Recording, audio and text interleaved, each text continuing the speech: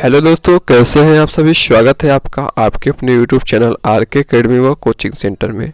तो आज का वीडियो बहुत ही ज़्यादा इम्पोर्टेंट होने वाला है, क्योंकि आज के वीडियो में हम लोग सीखने वाले हैं अघोष, सघोष, अल्प प्राण और महाप्राण किसे कहते हैं, वो भी ट्रिक के साथ, जिससे आपको याद हो जाए।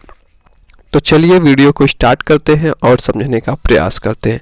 सबसे पहले हम लोग देखते हैं अघोष किसे कहते हैं।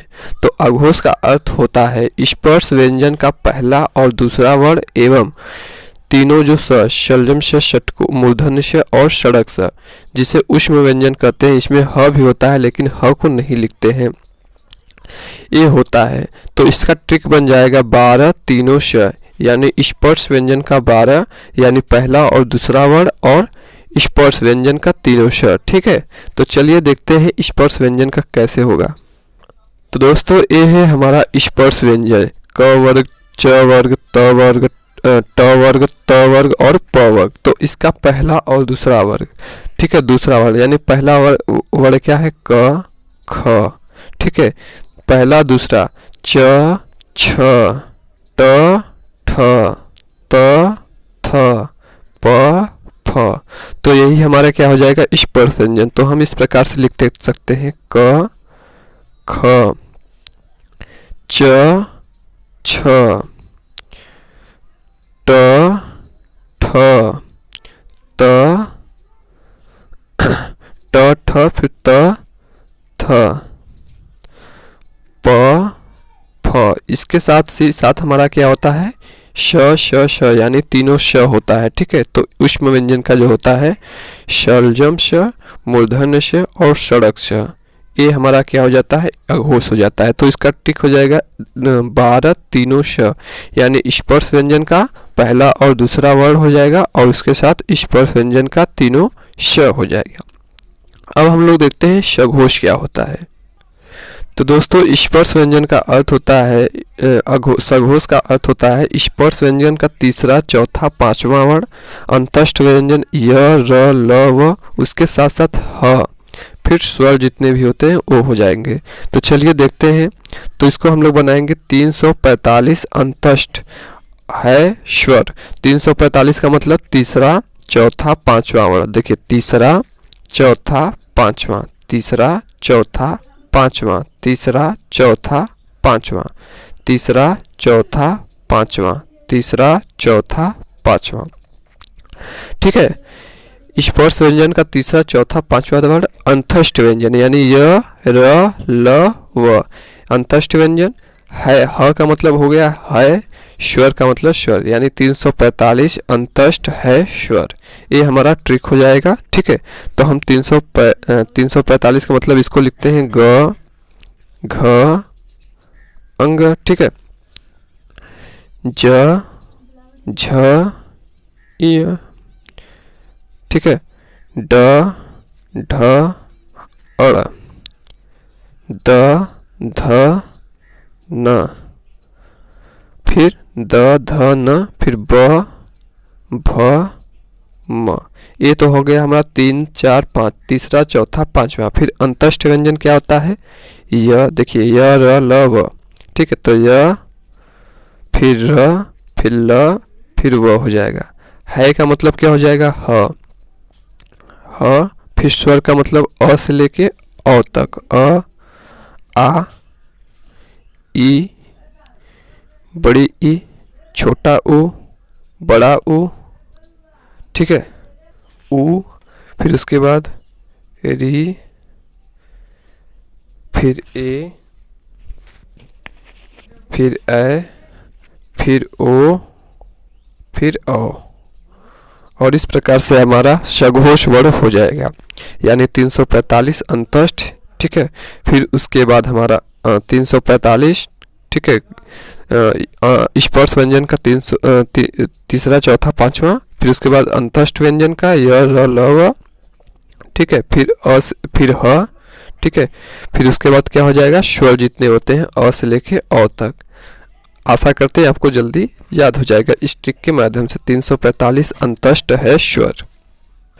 तो दोस्तों अब हम लोग देखते हैं अल्प प्राण क्या होते हैं। अल्प प्राण का मतलब होता है स्पर्श व्यंजन का पहला, तीसरा, पांचवा एवं अंतस्थ व्यंजन का य, र, ल, व जो होता है वो क्या होता है, अल्प प्राण होता है। तो देखिए पहला, तीसरा, पांचवा, पहला, तीसरा, पांचवा, पहला, तीसरा, पांचवा, पहला, तीसरा, पांचवा, पहला, तीसरा, पांचवा, पहला, तीसरा, पांचवा, इस प्रकार से। और इसके साथ साथ क्या हो जाएगा, य, देखिए इसको लिख लेते हैं, क, ग, ङ, च, ज, य, ट, ड, अड़, त, द, न, प, ब, म। इसके साथ साथ क्या हो जाएगा, अंतस्थ व्यंजन जो होता है य, र, ल, व। तो हमारा टिक क्या हो जाएगा, या तो आप 135 य, र, ल, व याद कर लीजिए या 135 अंतस्थ याद कर लीजिए, ठीक है। तो इस प्रकार से आप बहुत आसान तरीके से इसको कर सकते हैं, पहला, तीसरा, पांचवा, ठीक है, 135 अंतस्थ। अब हम लोग देखते हैं महाप्राण को कैसे याद किया जाए। तो महाप्राण क्या होता है, स्पर्श व्यंजन का दूसरा, चौथा वर्ण एवं उष्म व्यंजन जो होते हैं श, श, ठीक है, शलजम, मूर्धन्य और षड्ज स और उसके साथ साथ ह, ये सब क्या हो जाते हैं, महाप्राण हो जाते हैं। तो दूसरा, चौथा, देखिए दूसरा, चौथा, दूसरा, चौथा, दूसरा, चौथा, दूसरा, चौथा, दूसरा, चौथा, ये सब क्या हो जाते हैं, हमारा स्पर्श व्यंजन का दूसरा, चौथा वर्ण और उसके साथ उष्म व्यंजन जो होते हैं तीनों श और ह। तो इसको याद रखने का ट्रिक क्या है, 24 उष्म या 24 श, श, श, ह। इस प्रकार से आप इसे याद कर सकते हैं, याद रख सकते हैं। तो चलिए लिखते हैं, पहले ख, फिर घ, फिर छ, फिर झ, फिर ठ, फिर ड, ड, फिर थ, फिर ध, फिर प, फिर भ। इसके साथ साथ उष्म व्यंजन हो जाएगा हमारा शलजम श, मूर्धन्य श, ठीक है, और षडज श। ये हमारा क्या हो जाएंगे, महाप्राण हो जाएंगे। तो आशा करते हैं कि आपको समझ में आया होगा, ठीक है, कि कैसे आपको याद रखना है, ठीक है। तो दोस्तों यही हमारा ट्रिक रहेगा अघोष के लिए 12 तीनों श, यानी हमारा क्या हो जाएगा, पहला, दूसरा वर्ण क्या हो जाएगा स्पर्श व्यंजन का और तीनों जो श होते हैं जैसे शलजम, मूर्धन्य और षडज स, ये हमारा तीनों स हो जाएगा और स्पर्श व्यंजन का पहला और दूसरा। सघोष क्या होता है 345, यानी तीसरा, चौथा, पांचवा स्पर्श व्यंजन का।